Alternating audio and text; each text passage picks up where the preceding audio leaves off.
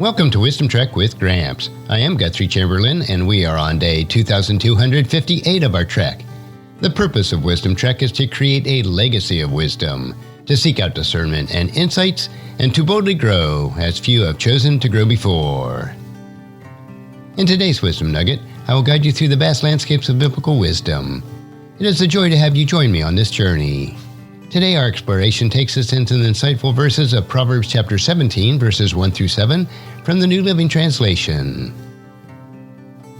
As we delve into these verses, let's seek the timeless wisdom that can guide us in building stronger relationships, managing conflicts, and cultivating wise and discerning hearts. So without further delay, let's strap on our hiking boots and head into the wisdom of Proverbs. Verse number 1. Better a dry crust eaten in peace than a house filled with feasting and conflict.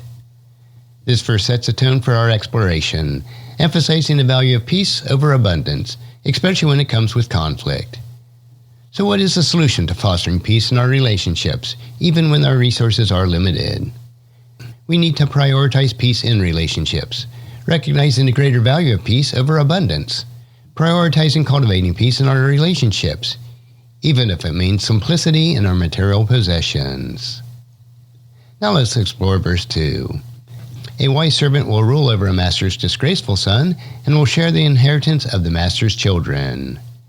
This verse presents a scenario where a wise servant is elevated to a position of authority over the master's disgraceful son. How can we apply this wisdom in our lives? We need to value wisdom over status, recognizing the superiority of wisdom over status. Cultivate a heart of wisdom and seek to make decisions based on discernment rather than social expectations.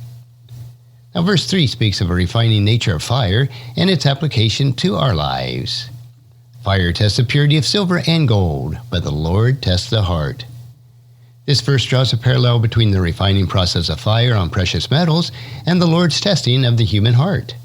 How can we navigate the testing and refining of our hearts? We need to embrace our heart refinement. Recognize that just as fire tests the purity of silver and gold, the Lord can test our hearts. Embrace the refinement process, allowing the challenges and testings to shape and purify your heart. Now let's explore verse 4. Wrongdoers eagerly listen to gossip. Liars pay close attention to slander. This verse highlights the association between wrongdoers and their inclination to listen to gossip, as well as the attentiveness of liars to slander. How can we guard ourselves against the destructive nature of gossip and slander? We definitely need to guard against destructive words. Recognize the association between wrongdoers and destructive words. Guard yourself against the allure of gossip and slander, choosing to focus on uplifting and truthful communications. Now let's turn our attention to verse 5. Those who mock the poor insult their Maker. Those who rejoice at the misfortune of others will be punished. This verse draws a connection between mocking the poor and insulting the Maker, emphasizing the consequences of rejoicing at the misfortune of others. How can we cultivate compassion and avoid the pitfalls of mocking and rejoicing the misfortune of others?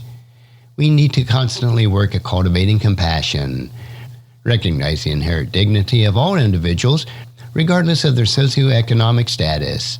Cultivate compassion and avoid the pitfalls of mocking and rejoicing the misfortune of others. Now let's explore verse 6. Grandchildren are a crowning glory of the aged. Parents are the pride of their children. This verse celebrates the reciprocal relationship between grandparents and grandchildren, and the pride children take in their parents. How can we foster strong family bonds across the generations? We need to work as strong families in the bonds that bind us together. Recognize the beauty of the intergenerational relationships. Foster strong family bonds by cherishing the wisdom of the aged and instilling pride in the hearts of the younger generation for their parents. Now let's explore verse 7. Eloquent words are not fitting for a fool, even less are lies fitting for a ruler. This verse highlights the inappropriateness of the eloquent words for a fool and emphasizes that lies are even less fitting for a ruler. How can we align our words with wisdom and integrity? We always need to speak wisely and truthfully. Recognize the appropriateness of wise and truthful speech. Ensure that your words are aligned with wisdom and integrity, avoiding eloquence that lacks substance and lies that are unfit for leadership. And there you have it, my friends, a profound exploration of Proverbs chapter 17, verses 1 through 7 from the New Living Translation. These verses offer us timeless wisdom for building stronger relationships, navigating conflicts, and cultivating a wise and discerning heart. As we continue on our journey through the pages of the Bible, remember that the wisdom it offers is a guiding light in navigating the complexities of life.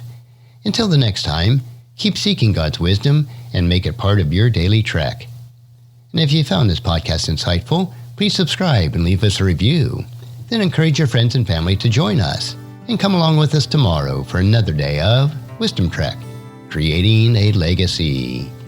Thank you for allowing me to be your guide, your mentor, but most importantly, I am your friend as I serve you through the Wisdom Trek podcast and journal. And as we take this trek of life together, let us always live abundantly, love unconditionally, listen intentionally, learn continuously, lend to others generously, lead with integrity, and leave a living legacy each day. I am Guthrie Chamberlain, reminding you to keep moving forward, enjoy your journey, and create a great day every day. See you next time for more daily wisdom.